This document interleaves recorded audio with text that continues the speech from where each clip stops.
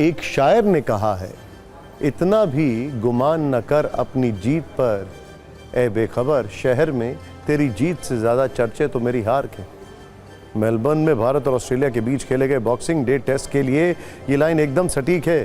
जहां ऑस्ट्रेलिया से भारत की हार के चर्चे इसलिए ज़्यादा हो रहे हैं क्योंकि भारत जिस मैच को बचा सकता था, एम्पायर के एक विवादित फैसले के कारण वो हार गया। विवादित फैसला इसलिए क्योंकि टेक्नोलॉजी कुछ और कह रही थी, जबकि एम्पायर को कुछ और लग रहा था, और उन्होंने यशस्वी जायसवाल को कैच आउट दे दिया। इसी फैसले को आज भारत की हार की वजह भी माना जा रहा है, क्योंकि जब यशस्वी जायसवाल आउट हुए तो भारत 140 रन बना चुका था और 70 ओवर का खेल पूरा हो चुका था, यानी भारत को सिर्फ 20 ओवर और खेलना था। यशस्वी जायसवाल के साथ वाशिंगटन सुंदर क्रीज पर थे और अंत तक नॉट आउट रहे। ऐसे में सवाल है कि क्या यशस्वी को विवादित ढंग से आउट न दिया जाता तो भारत मैच बचा लेता, और क्या बांग्लादेशी एम्पायर शरफुद्दौला ने उन्हें गलत आउट दिया है? इस फैसले के लिए एम्पायर ने टेक्निकल एडवांस और इंटेलिजेंस को नजरअंदाज कर दिया। अब समझे कि ये सब कुछ हुआ कैसे। दरअसल यशस्वी जब 84 रन बनाकर बल्लेबाजी कर रहे थे तो ऑस्ट्रेलियाई कप्तान पैट कमिंस के एक बाउंसर पर उन्होंने पुल शॉट लगाने की कोशिश की, लेकिन बॉल सीधे विकेट कीपर के पास गई।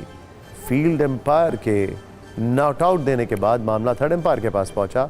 इस दौरान जब बॉल यशस्वी के दस्तानों और बैट के पास से गुजरी तो स्नीकोमीटर पर कोई हलचल नहीं दिखी, यानी स्नीकों से साफ था कि गेंद और बल्ले का कोई संपर्क नहीं हुआ।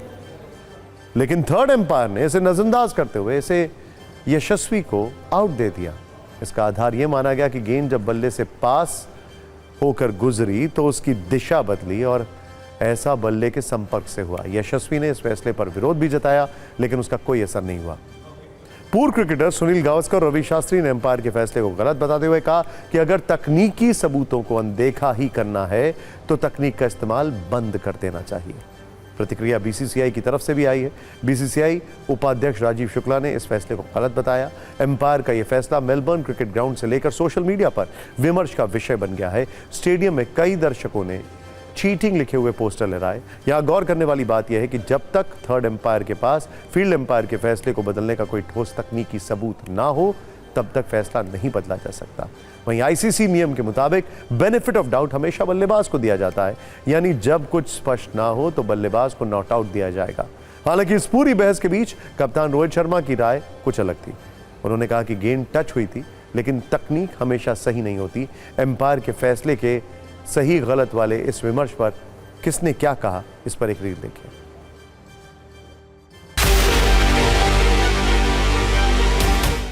Really, I don't know what to make of that because the technology didn't show anything, but with the naked eye, it seemed that he did touch something. So I don't know how the umpires want to use the technology. But in all fairness, I think he did touch the ball. But again, look, it's about the technology, which we all know is not 100%. इस मामले में technical committee को ICC को देखना चाहिए कि या तो टेक्नोलॉजी के हिसाब से जाए या जो इंडिविजुअल की ओपिनियन है थर्ड एम्पायर की, उस हिसाब से जाए। एक कोई चीज़ तो होनी चाहिए, क्योंकि एक फैसले में आप स्नोकोमीटर के हिसाब से गए और दूसरे फैसलों में आपने उसको नहीं माना। वैसे बीसीसीआई की जो सिलेक्शन कमेटी है उसमें जो टेक्निकल कमेटी है उसको भी रोहित और विराट की बैटिंग को देखना चाहिए।